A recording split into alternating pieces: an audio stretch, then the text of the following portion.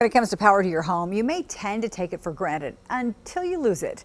2 News Oklahoma problem solver Pete Knutson talks to an Okmulgee homeowner who needed help with the tall task of keeping her power on.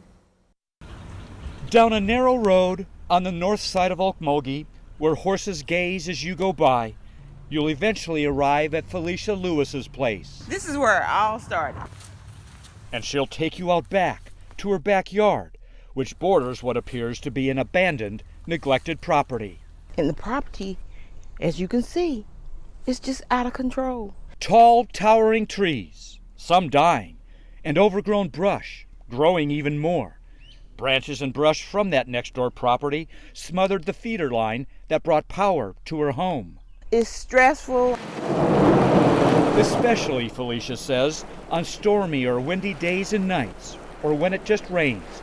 She'd worry and wonder, would the blowing or soaked branches swallowing her power line take it down?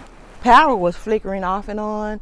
Then sometime I would wake up and it'd be off. So she started calling for help, Felicia says. What you call that, a ping pong ball? I was the ping pong ball. Well, I called PSO and they told me it was the city.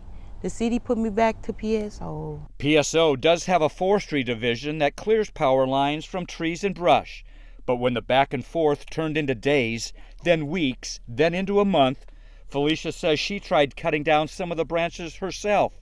But she found it was a task that was just too tall. I could have gotten shot and wouldn't nobody know it because I'm here by myself doing this. Finally, Felicia got in touch with the problem solvers and we touched base with PSO.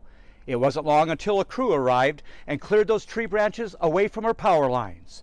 Felicia says it was a great day. That was a aha moment. You know, wow, relief. Yay. They did their job. As you can see, the tree is no longer overlapping over the line onto my house like it used to. Leading to a little less worry and a little more peace of mind.